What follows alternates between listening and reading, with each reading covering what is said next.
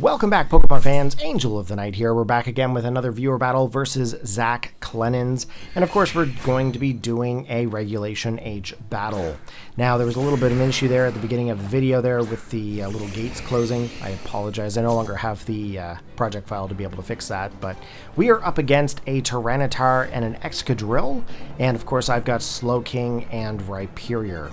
Now, if you guys have been out to the streams, you guys know that this was an NK Games team that I wanted to use, but never actually had the ability to, as I had an opponent that didn't show up. But you guys know that Excadrill and Tyranitar are a fierce team on its own, and it's actually quite common in the whole Regulation H, dating all the way back actually to Generation 5.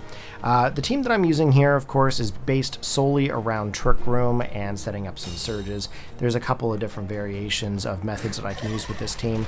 So we're actually going to go for the Protect here and protect the Rhyperior, which actually works out because there was a Rock Slide and a Drill Run. But with the Protect, of course, that's going to allow us to have full health there with the Rhyperior. And then, of course, no one ever really thinks about going in and attacking the actual Slowking. So we managed to get our Trick Room set up. Now, the item that we have on the Rhyperior is Room Service, which actually lowers our speed by a further stage. And we're already at the lowest speed possible with Rhyperior. There's really not much that's going to be slower than this Rhyperior, let's be honest. The whole idea behind the Slowking is to go in for the Helping Hand. And then, of course, in this situation, we're also going to want to go for the Terra Water. And the reason why we're going to do that is because any kind of a ground type move is going to be super effective onto this Rhyperior.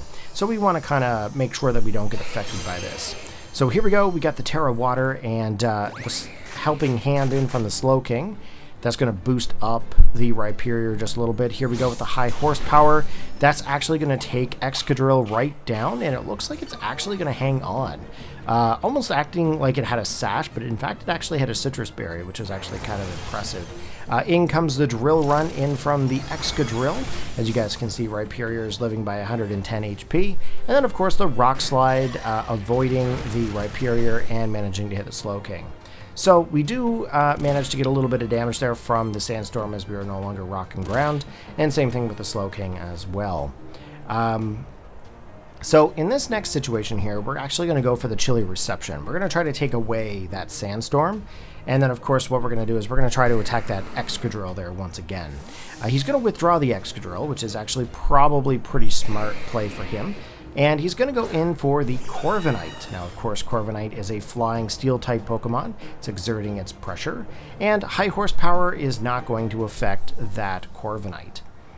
Okay, Slowking is preparing to tell a really bad joke and ends up getting the Chilly Reception, setting up that whole snowscape scenario. And of course, due to that, Slowking goes back to the party. Now, the next Pokemon that I'm going to bring in here, if I'm not mistaken, I believe I bring in Titan. Now, it's kind of funny, actually, that I'm bringing this in, because when I brought this Pokemon in, I was thinking, yeah, you know what, I got the Chilly Reception, I'm going to be able to get some speed up here, and you kind of got to remember that I think I'm still under Trick Room here at this time. So we are going to go in and select our move.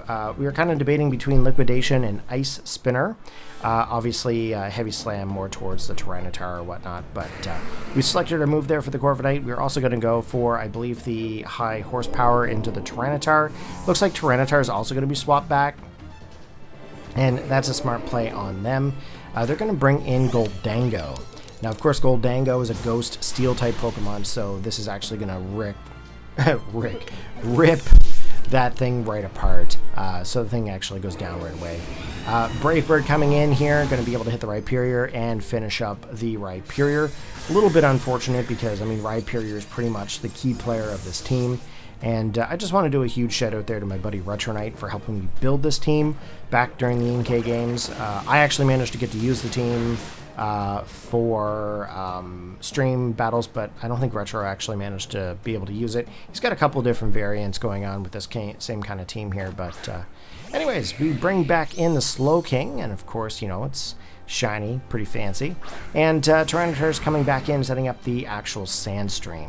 So the Sandstream is actually set up here, and we've completely lost our snow. So we don't actually have Slush Rush anymore, and of course, if I'm not mistaken, I believe that the Trick Room has actually ended here there. So we're going to go in for the Helping Hand. We're going to try to boost up some with the Titan. And of course, here comes the Steel Wing from the Corviknight, not really doing much damage into the Slowking. Here we go with the Ice Spinner that actually does some decent damage into the Tyranitar. And of course, you know, there's the Rock Slide, and unfortunately for us, that's going to be able to pick up the KO on the Titan. Very, very unfortunate. The only Pokemon that I have remaining on this team is actually going to be... Oh, Trick Room actually just ended. But we actually have Goodra here on an Air Balloon. Now, that's actually going to help us out here, especially if they decide to go for Drill Run or like an Earthquake of any kind. But, you know, with the Goodra, we pretty much have Thunderbolt, Sludge Bomb, Ice Beam, Breaking Swipe. We can either go for the Ice Beam or we can go for the Thunderbolt. If we did end up going for Breaking Swipe, it might have actually been able to lower some attack stats of the opposing Pokemon, but here it is. There's the Rock Slide. Goodra is going to avoid it.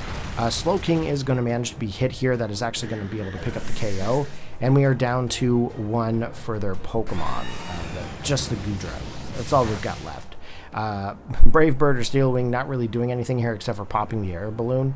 And, okay, it was Brave Bird. It was actually going to get some recoil damage there. We've got the Ice Beam, not really doing much to the Tyranitar.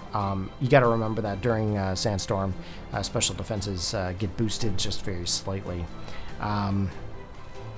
So we're going to lock into our next attack here, and we're waiting for our opponent here. Here's the Rock Slide. Going to get a little bit of chip damage off onto the Goodra, and there's the Body Press, and that's actually some crazy damage. You got to remember, we're a Steel-type Pokemon, not just a pure Dragon. So I do end up going in for the Thunderbolt here, because obviously I think I can take a Rock Slide from the Tyranitar, and I'm hoping to be able to pick up a KO off onto this Corviknight. Here's the Rock Slide there once again, taking us right down to 9 HP.